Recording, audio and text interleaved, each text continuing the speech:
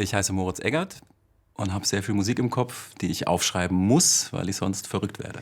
In der schlimmsten Pandemiezeit und Depression rief mich die designierte Intendantin der Volksoper an, Lotte de Beer, und fragte, ob ich was über Flat Earther machen will. Also Menschen, die glauben, dass die Erde flach ist.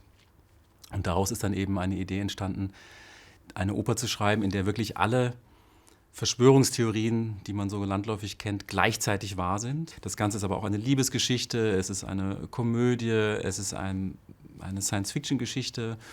Es wird also immer verrückter.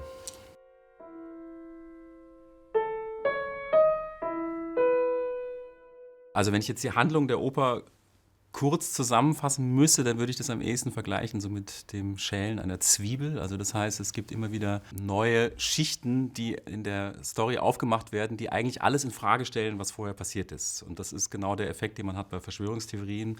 Man glaubt daran, dass die Erde flach ist.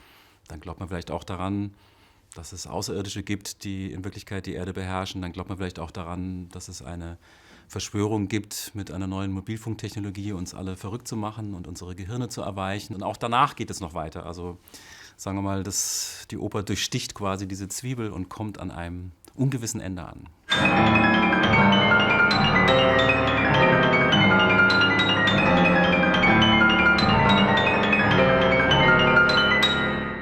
Der Weg des Musiktheaters ist für mich einfach, Musiktheater zu schreiben. Ich kann nicht anders. Also das ist das, was mir am meisten Spaß macht. Ich würde mich wirklich als Theaterkind bezeichnen. Ich denke auch in Kammermusikstücken, in Orchesterwerken, ich denke immer theatralisch. Ich denke immer das Visuelle auch mit. Das geht so weit, dass ich mir wirklich Gedanken mache, dass ein Abstrich und ein Aufstrich bei den Streichern ist für mich nicht nur eine technische Anweisung, sondern das ist für mich auch eine szenische Anweisung. Ich finde, also für mich immer ein Leitsatz, der mir sehr wichtig ist, überall Mäßigung, nur nicht in der Kunst. Im Leben ist es richtig, nicht zu viel zu essen, ein bisschen Sport zu machen, spazieren zu gehen und so. In der Kunst geht es um den Exzess. Und mich faszinieren persönlich einfach Komponisten und Komponistinnen, die in irgendeiner Form diesen Exzess auch suchen. Das heißt, es ist eine Musik, die sehr, sehr stark von Fallhöhen, Erwartungshaltungen und verrückten Brüchen lebt.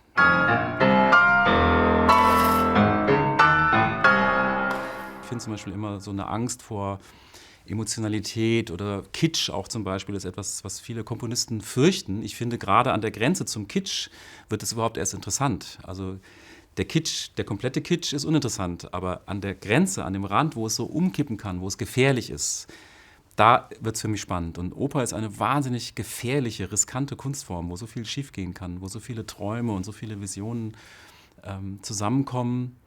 Und auch vieles scheitert und das ist für mich einfach dauerhaft spannend. Und solange das spannend ist, glaube ich auch an die Zukunft der Oper und möchte die auch mitgestalten. Operette ist ja so ein schwieriger Begriff, den die meisten mit Gräfin Maritza und Franz Leha oder sowas assoziieren. Und man assoziiert eine Heimattümeligkeit, eine Nostalgie und vergisst dabei, dass Operette mal eine sehr, sehr lebendige, sehr politische, sehr freche, sehr radikale Kunstform war, die ein bisschen vom Musical abgelöst wurde. In den Hochzeiten des Musicals war das Musical auch sehr, sehr politisch und die Idee eines Singspiels geistert ja schon spätestens seit Mozart irgendwie durch die Musikgeschichte. Aber Operette hätte ich mir persönlich erstmal gar nicht vorstellen können, eine zu schreiben. Habe aber dann sehr Gefallen an diesem Begriff gefunden, einfach auch, weil in der Operette nach der Definition von Karl Kraus eben diese Verrücktheit auch schon drin ist, die mich so als Komponist auch anzieht. Alle, die das Theater kennen, wissen, wie schwer es ist, etwas leicht zu machen, etwas humorvoll zu machen. Und gerade im deutschen Theater- und Opernbereich gelingt das nicht so oft. Und das ist mir ein Anliegen, auch solche Sachen auf die Bühne zu bringen. Also die Verrücktheit unserer Zeit kann man, glaube ich, auch überhaupt nur aushalten, wenn man auch ab und zu mal darüber lacht. Und für mich hatte das auch was Kathartisches, dieses Stück zu schreiben.